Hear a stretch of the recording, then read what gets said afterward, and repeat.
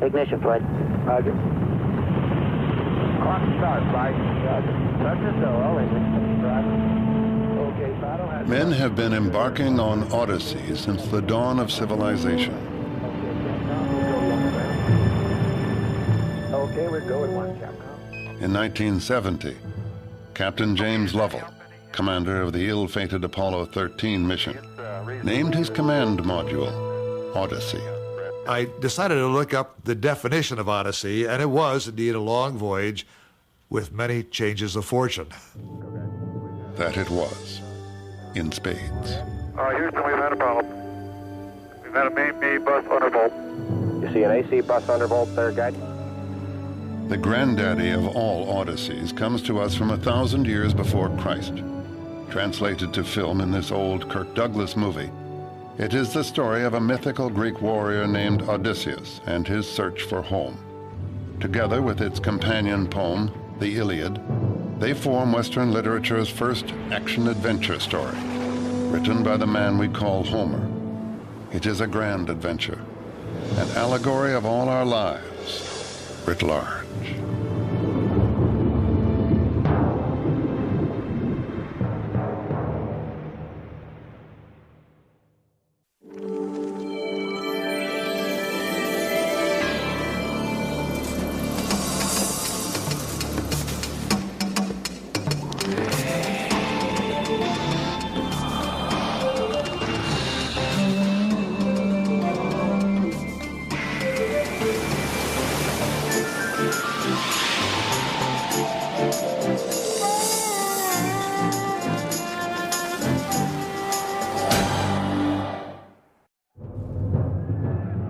We first meet Odysseus in the Iliad, during one of the most famous wars in history, the Trojan War.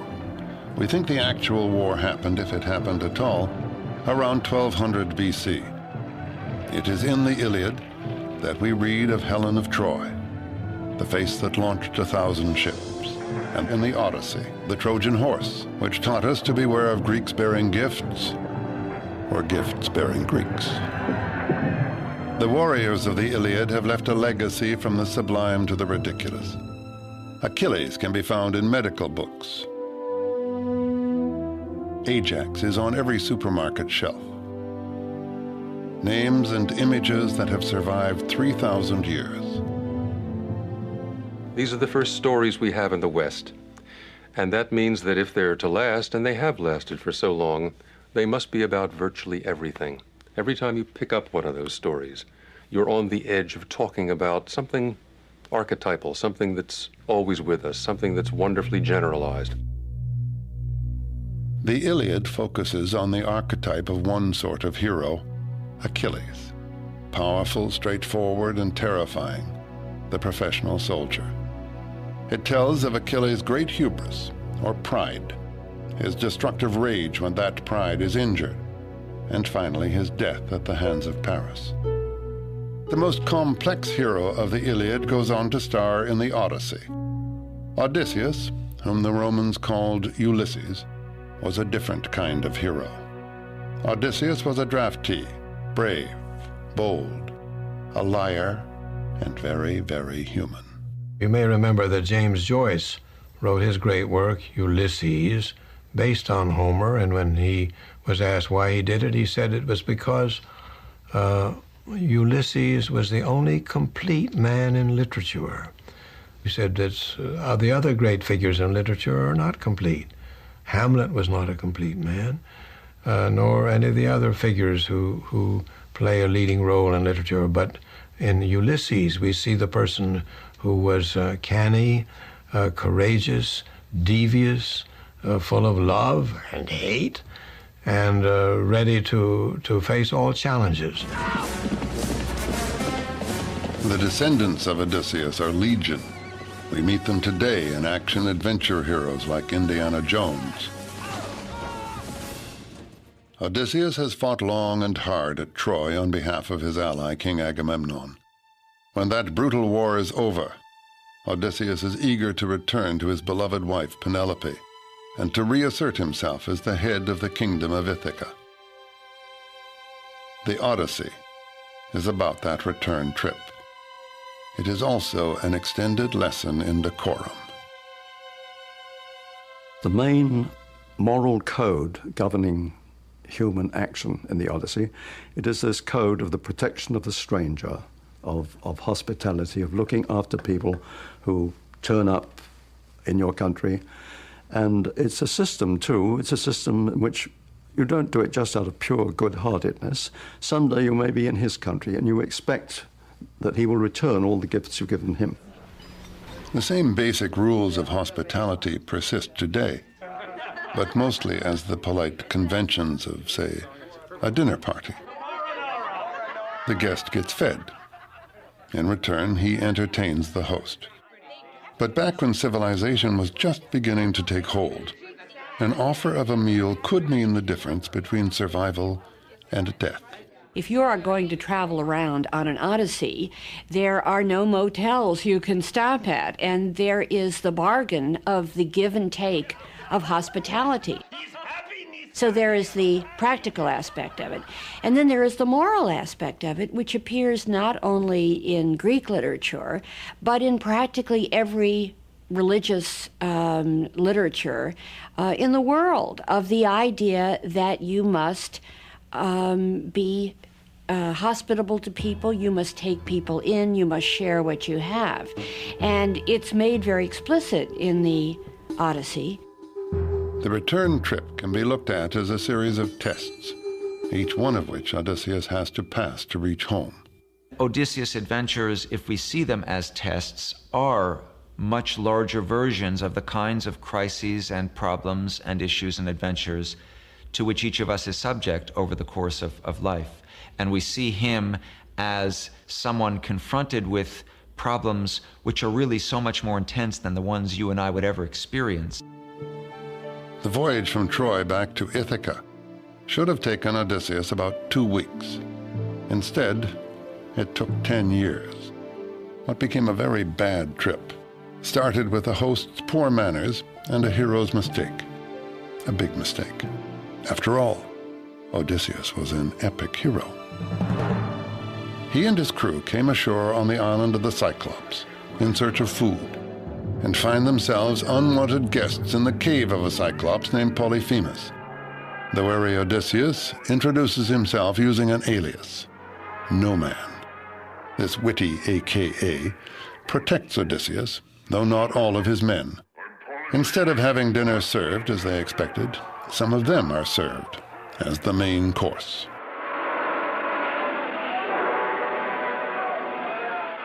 The Odyssey not only contains the basic rule, which is watch out whom you turn from your door, but it is full of marvelous examples of good and bad hosts and good and bad guests. You have the ultimate in bad hosts, who is Polyphemus, who says, why should I bother? I don't feel obligated, which is what a lot of people say today. And so he takes his guests and batters their brains on the floor and eats them. This is a big no-no in the etiquette rules of hospitality. Do not, repeat, not eat your guests. Rules are rules. The giant, having been such a dreadful host, pays dearly for his rude behavior. His payback? A poke in the eye with a sharp stick. Odysseus has triumphed. The Greeks liked this story for a number of reasons. First of all, it pitted a wily, clever Greek against a monster who was bigger and stronger, and yet the Greek wins out over him because he's so intelligent. When initially Polyphemus, having been blinded and running out of his cave in rage and in anger, and in trying to get the guy who did him in, who has told him up to this point, my name is No Man, and it's a play, but Polyphemus doesn't get it. He's too dumb. But Odysseus wouldn't be Odysseus if he chose to be remembered as No Man. And in fact, we wouldn't be sitting here talking about him if that's all he had said. It's when he believes he's out of Polyphemus' reach that he yells back, the one who has blinded you, I am Odysseus, sacker of cities. Son of Laertes and king of Ithaca! The giant's father, Poseidon, is all-powerful in the realm of the sea. Polyphemus can't retaliate, but Dad can and does. Poseidon consigns Odysseus to wander the sea and will send him through many a dangerous test. And so all of Odysseus' travails at Poseidon's hands, presumably, are a consequence of that need to say who I am. And I remind you in Greek, is ego, his ego, himself. And that is Odysseus. He is self, he is ego, he's the individual. This individual is going to have a long journey home. A Greek historian of the 2nd century BC mapped what he thought was the Odyssey's itinerary. It was a route that took Odysseus to 12 different destinations, including Egypt, Africa, and Sicily, and across thousands of nautical miles. Along the way, he would lose each of his ships and all of his men. Some ego trip. Myth is not mere fiction. Its origins lie in the efforts of early peoples to explain the world about them. Myth can be thought of as a form of history, or even an early stab at science. To the ancient Greeks, the supernatural deities who lived on Mount Olympus represented two things: the forces of nature, like water, wind, and air, and the nature of man, his desire, ambition, anger, and jealousy. And the gods not only reflected the world, they also shaped its destiny. The siege of Troy, which left Odysseus to embark on his monumental journey, is the direct result of squabbling among the gods. Not only do the gods set things in motion, but throughout the story they are never far from the action. In this all-star struggle, Athena, the goddess of wisdom and champion of Odysseus, could represent reason and civilization, while Poseidon represents raw emotion and the forces of nature.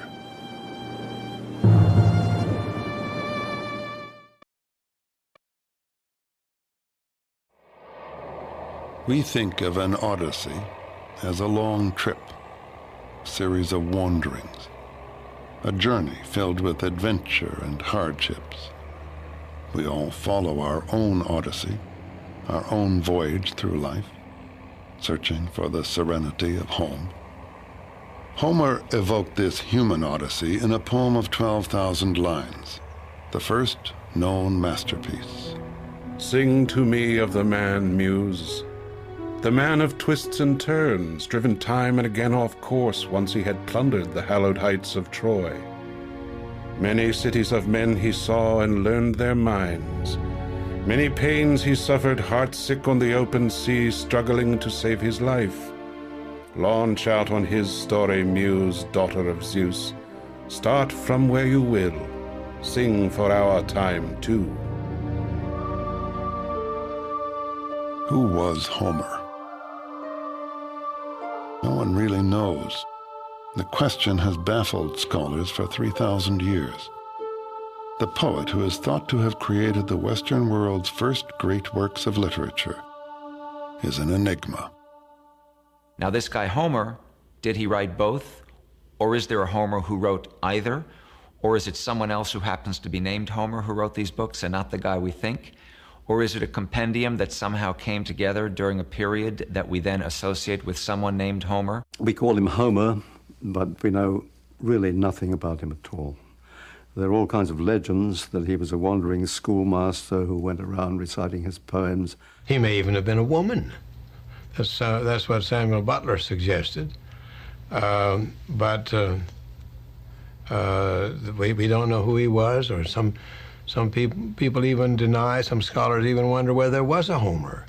So I don't know who Homer is. All I know is that I'm entertained magnificently by what he, she, they, or it offer, and that both the light and the heavy aspects of what they offer are an endless source of amusement and amazement to me. Whoever he was, he evoked an heroic age in his works, a time of warrior kings and courageous seafarers, of a civilization rich in gold. Homer's epic poems have given generation after generation of Greek people enduring legends about their past. Of course, it was all myth, or so we thought. And then along came Heinrich Schliemann, a rich and highly controversial amateur archaeologist who thought Homer was telling history, and he set out to prove it. Schliemann was, as you probably know, a self-educated merchant from Germany who, when he made it in the business world, he fulfilled his boyhood wish to become an archaeologist. And he did it with such excitement and such deep devotion to it that he memorized the Iliad and the Odyssey in the Greek original. He knew them by heart. Schliemann went to Turkey to prove his theory and found what he believed to be the site of Troy. To this day, the find is disputed, but Schliemann was convinced. Next, he traveled to the Greek mainland, to the site of the ancient civilization at Mycenae, purportedly home of the legendary king Agamemnon. Schliemann began excavating just inside the city walls, looking for royal burial tombs. Months later, he struck gold, unearthing 30 pounds of delicate artifacts. Among them, a mask he claimed was the mask of Agamemnon. He had wonderful success at Mycenae. In fact, at Mycenae, I believe, was his biggest success, because he found the only intact royal burials that we know. Almost overnight, he made every academic person who did not believe the stories of Homer rethink the question of historicity in Homer. Schliemann had discovered evidence of a highly developed, warfaring Greek civilization that flourished between 1550 and 1100 BC, the Late Bronze Age. At the height of their influence, the Mycenaeans were established in what is now Sicily, Turkey, Egypt, and northern Greece. It was a rich and powerful civilization, but it ended abruptly. We aren't sure why. We only know that by the end of the 12th century BC, the Mycenaean world had disintegrated. Even its primitive alphabet, what we call Linear B, was lost. The experts suggest invasion, famine, or disease, perhaps a revolt. Some think economic decline inspired Mycenaean marauders to raid other lands and cities, and that the Trojan War might actually have been just 10 years of plunder. In any case, the storied fall of Troy coincided with the splintering and death of the Mycenaean Empire. There followed 4 largely unrecorded centuries, 400 years of darkness. What legends survived did so through a system of oral storytelling. Bards who memorized the tales added their own spin and sang them to audiences all over Greece. The rhythms and structure of music no doubt served as aids to the memorization of thousands of lines of poetry. The word is what ties us to the past, and of course, long before there was writing, mothers were talking to their children, and that was the beginning of the oral tradition. And the oral tradition, which was perpetuated by the bards, was something that that preserved the essence of the story and allowed embellishment to meet the expectations of every particular audience. We think Homer lived in the 8th century BC, 300 to 400 years after the collapse of Mycenae, when Greece was emerging from its long night. He was the greatest of a long line of bards, the one who took countless variations on the ancient legends and coalesced them into one great masterwork. It may be hard to imagine now, but Homer must once have wowed his audiences with poetry set to music that probably sounded something like this.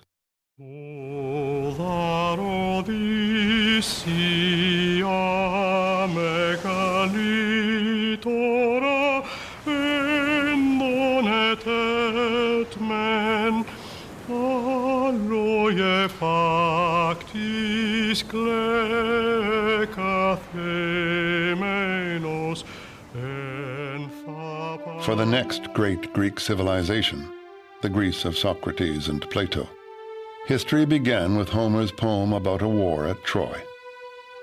The poems taught this disparate and often warring group of peoples and city-states the exploits of their heroes and the wisdom of their culture. Greek authors quoted them much as moderns quote the Bible and Shakespeare. Like the later legends of Roland and Arthur, the Iliad and the Odyssey were literally nation-building myths. Homer might, with more than poetic justice, be called the father of his country. No alphabet had survived those dark centuries between Mycenae and Homer's Greece. It was in his lifetime, we think, that Greeks began to adapt the alphabet of Phoenician traders. Some believe Homer himself may have written his poems down on papyrus. All we can say for sure is that someone did, but papyrus decomposes, and the poems had to be repeatedly copied, often from decaying originals. The stories began to vary widely. Finally, in the 3rd century BC, 500 years after Homer's death, a definitive copy was made by Greek scholars in the great library at Alexandria. This version would continue to be recopied in Roman times and down through the Middle Ages.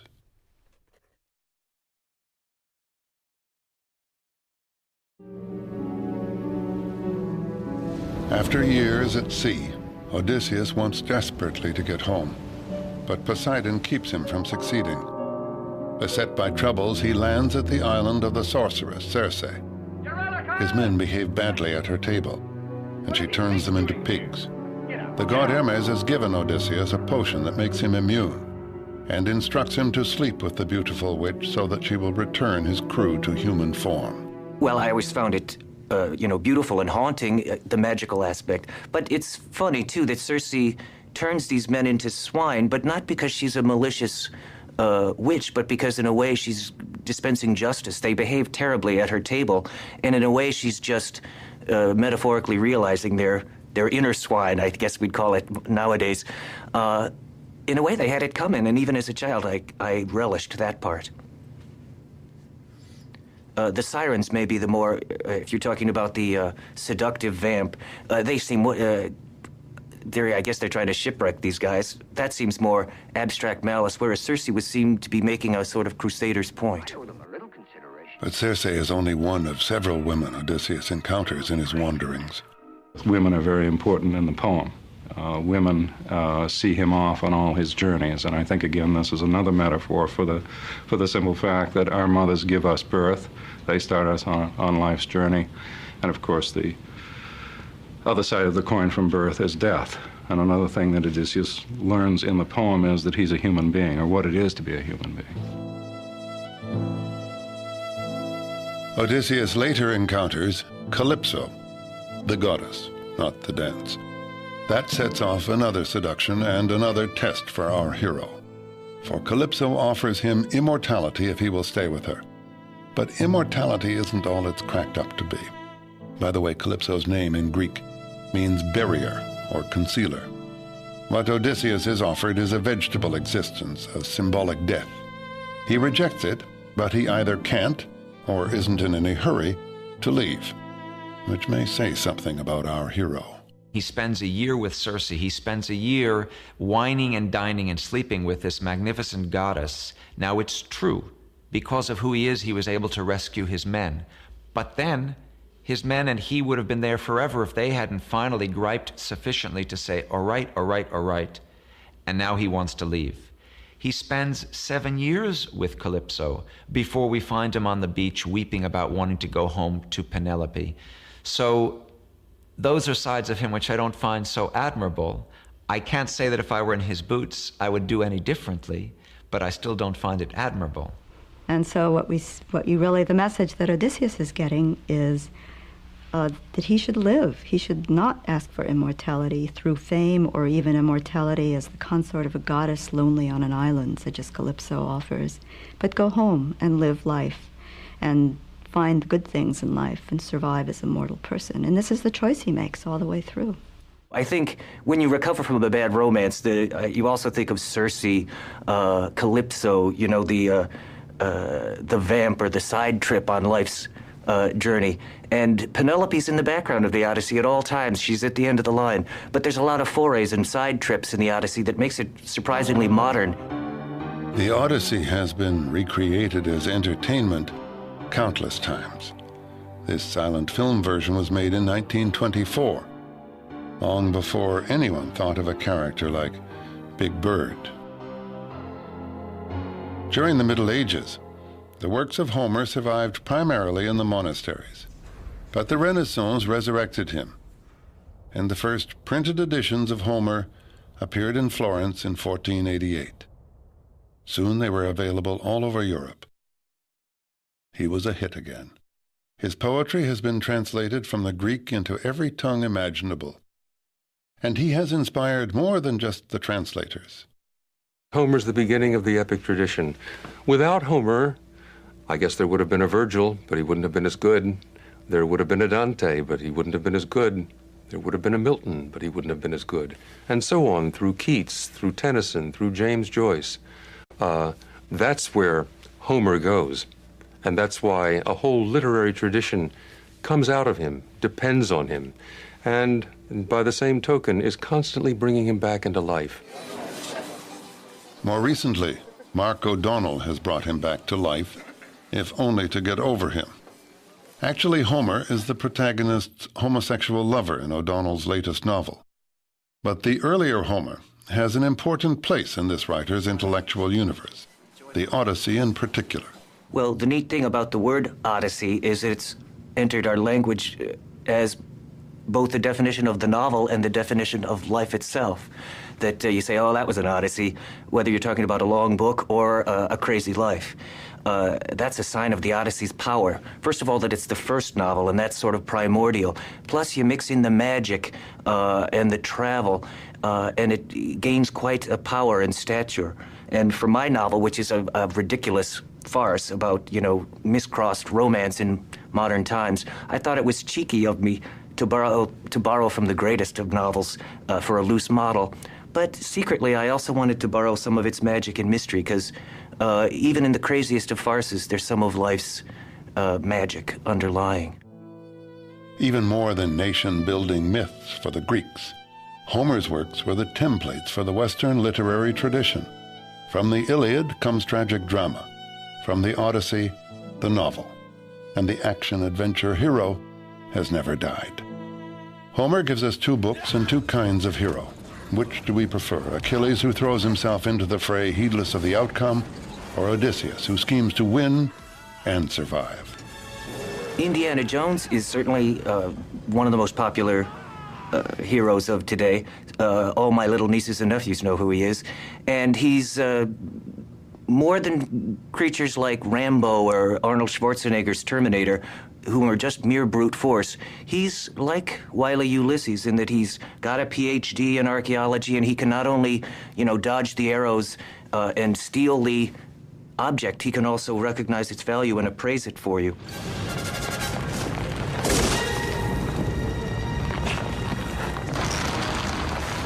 Like Indiana Jones, the heroics of Odysseus are more complicated. He has one other added quality, which is a very fertile intelligence and a willingness to lie in order to get what he wants, which is certainly not part of Achilles, who hates, like the gates of hell, the man who thinks one thing and says another, which is exactly a wonderful description of Odysseus. He's doing this all the time.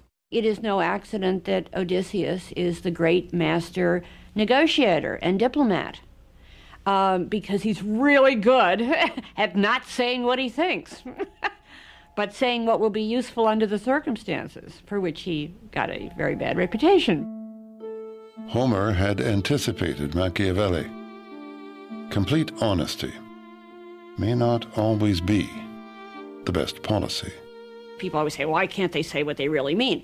Because if you say what you really mean when you have a volatile situation like that, you mean, I'd like to bomb you back to the Stone Age. That's what you really mean. And so instead, you say, artificially, we would like to reach some kind of compromise that we can both live with, so that everybody can continue living. So it is an absolutely essential part of, the city. That's where the Greek word comes from. Civility, civilization, it's all the same thing. I think Odysseus is a hero who can be admired for different reasons at different times. He's a survivor, basically. People like to see him as a hero, but in fact he's almost an anti-hero. For quite a while, virtue was essential for a proper hero, but not for Homer, and obviously not for us. If you depicted a perfect person now, it would have to be for a lampoon, Dudley Do-Right, Roger Ramjet, an absurd paragon of virtue. We doubt virtue now, so super virtuous heroes are a little harder to take.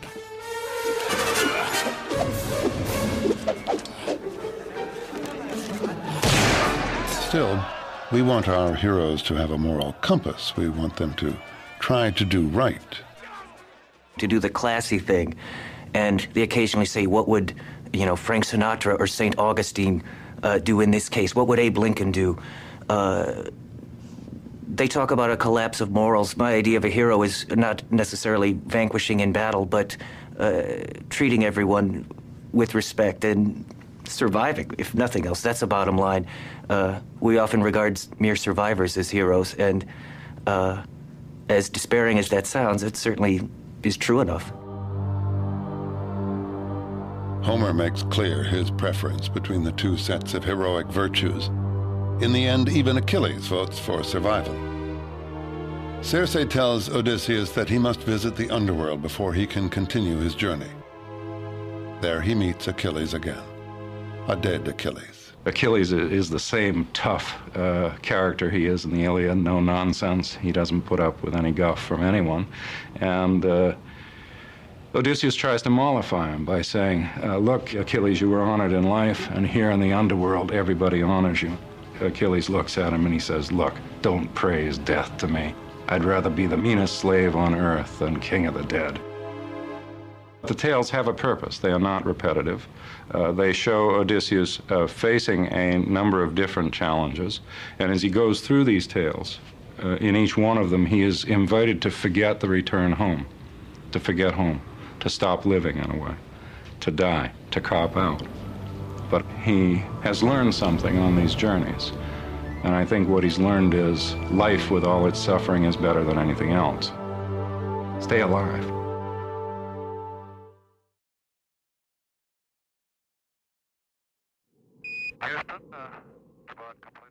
Let's make sure we don't blow the whole mission. Things were getting colder. We were not getting any sleep. The strain and the stress was slowly gathering on us. Now we're proceeding to... And of course, as we approached the moon, it got to be bigger and bigger and bigger. Going back up the Odyssey. This is my second trip out there now, and not to land was a real trial, a mental trial for me. For Apollo 13, the moon had become a place they had to pass by. Just as in the Odyssey, the adventurers had to pass by the seductive sirens in order to get home. And we looked down at those ancient old craters as we skipped across. There is a tremendous drawing power. Just 60 miles below, we could land and walk on the surface of the moon. The siren song. Odysseus is told to stop up his ears against creatures whose beautiful song lures sailors to their death. He has himself tied to the mast, so he can both listen and resist.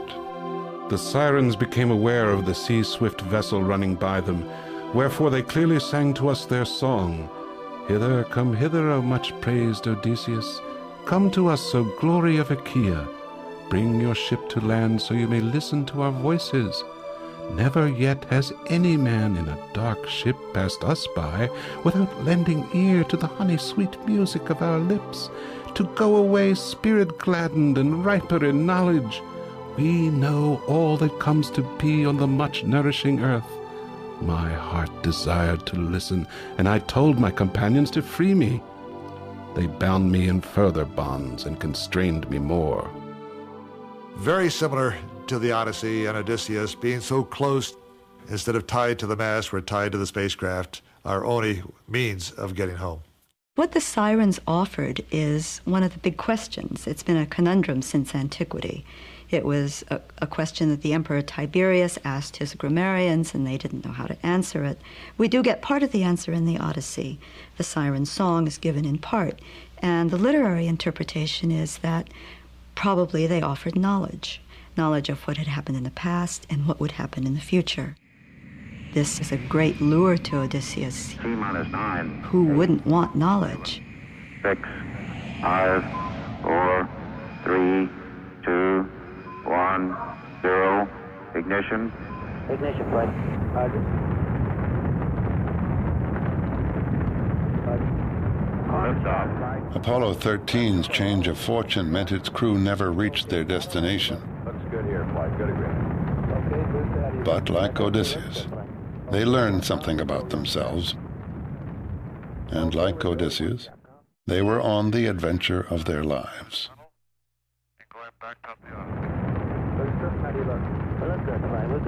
Okay, we're go, flight. Looks good here. I think we are all somewhat explorers. I mean, we all have that fascination about doing things, whether it's in our fantasy or whether we actually do things. Guidance. Go, guidance. We've had a hardware restart. I don't know what it was. Okay. Houston, we've had a problem. Okay, Houston. Life would be rather dull if you didn't have some exploration, some adventure, something that you could look back on and say, I really enjoyed that, or I got by it okay, or I never expected that I'd have the courage to do what I did. Odysseus has been years on his journey now, sailing from one ordeal to another, and more to come. Having gotten past the sirens, Odysseus knows his route will take the ship past the deadly whirlpool Charybdis and the many-headed monster Scylla, who lives in a cave above the sea. And between them he must make a choice.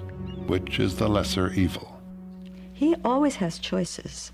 He has the choice of going past Scylla or taking the route of the whirlpool, and he's been told that if he takes the whirlpool, it's most likely that the whole ship will be destroyed, sucked down into this terrible Charybdis. On the other hand, he knows that if he goes past Scylla, he will lose 6 men. So he decides not to tell his men about that, because he realizes that if they knew that 6 of them would die, they would stop rowing in that direction. And he tries to fight Scylla, but she cannot be fought. He has been told that too. And before he even sees her coming, Scylla has taken 6 of his men and is eating them up in the mouth of her cave. And he thinks this is the most horrible sight he's ever seen. But he gets through.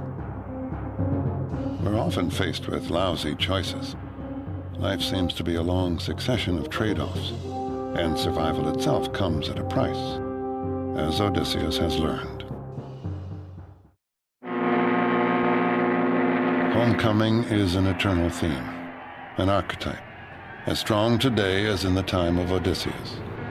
The theme of homecoming appeals to everyone. Everyone who's fought in a foreign war, people who've taken hazardous journeys of any kind, even to the casual journey. There's great pleasure in coming home to the place that is yours, that is familiar to you, and to the people especially. Last drill. Go for it, Doc.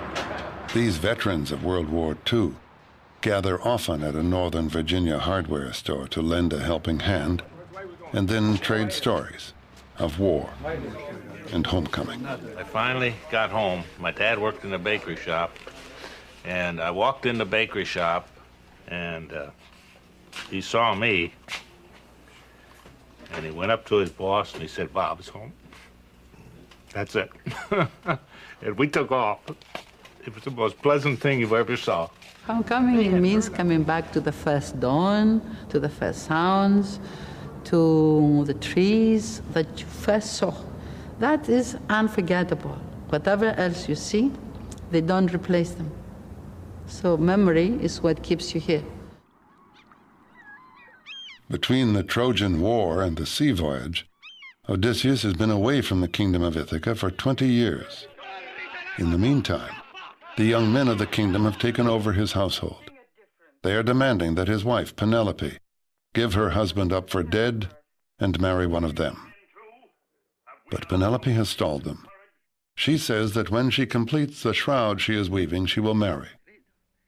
But she weaves by day and secretly unweaves by night.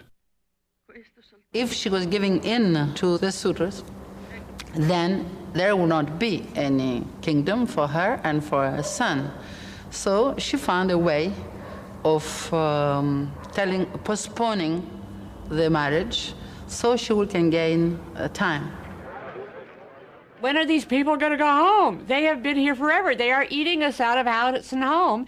And what's more, they're trying to marry the lady of the house. And in the meantime, they are amusing themselves with the women servants. Bad, bad guess. Finally, Odysseus reaches Ithaca. But the goddess Athena has warned about the traitors who lie in wait for him at the palace. And he goes home disguised as a beggar. He's the outsider. There's a wonderful irony. We know who he is.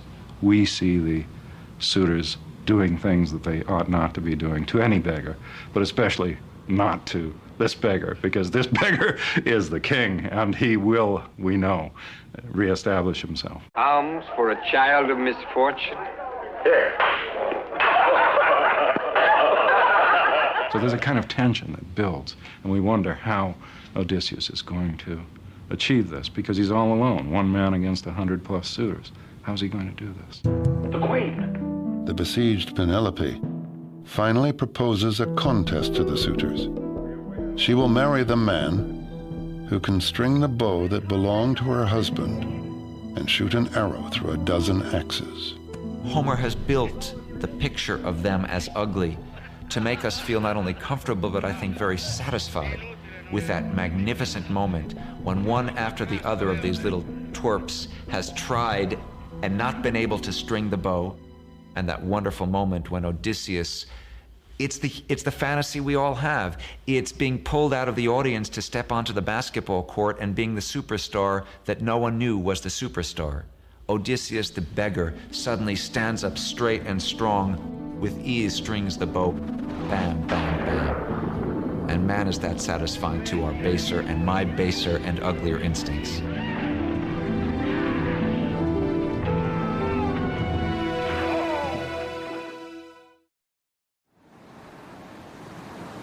The tests are over, at least for now. And for the first time in 20 years, Odysseus and Penelope embrace. Really home at last. That's not icing on the cake. That's the very cake itself. That's the very substance of the poem. That coming back to home, coming back to earth, embracing it, and finding that's where one has begun and where one wants to go ultimately. So joy is now to her the sight of her husband vivid in her gaze, that her white arms embracing his neck would never for a moment let him go. Dawn with her rose-red fingers might have shone upon their tears, if with her glinting eyes Athena had not thought of one more thing. She held back the night, and night lingered long at the western edge of the earth, while in the east she reigned in the dawn. While in the east she reigned in the dawn. But now, if the Odyssey is life, can the still living Odysseus be finished with his struggle? Not quite. After setting his own house in order, he must negotiate a truce between his supporters and the relatives of the suitors he has just slain. And then there's the prophecy. While visiting Hades, he met the ancient seer Tiresias, who prophesied his successful return and said he would then have to leave again. Thereupon, take a well-fitted oar and go on till you arrive at the place of men who do not know the sea, and eat of food that has not been mixed with salt, and where they do not know about ships with purple cheeks, or about well-fitted oars that are the wings of ships. And I will tell you a very plain token. Do not forget it. When you meet a man who mistakes your oar for a winnowing fan, then set your well-fitted oar fast in the earth, and make fine sacrifices to the Lord Poseidon. Then go back home, and sacrifice sacred hecatombs to the immortal gods who possess broad heaven. Far from the sea will death come ever so gently to your person, and slay you when you are worn out with sleek old age, and the people about you will be happy. Throughout the Odyssey, there has been the old philosophical conflict between fate and free will. The gods are stage managers of everything that happens, and yet Odysseus also owes his survival to his own cleverness and pluck. They created the role, but he acted it. The performance was all his. It's a little bit like when we finally arrive, we humans, we die. But what we all want, and what Odysseus above all has, is to be able to say, not only when he gets home, but when he's on his deathbed, man, I lived a life. And that's part of what makes him both such a rich source of entertainment and a kind of inspiration who on the grand scale is what each of us wants to be, even if we can only hope to do it on a smaller scale.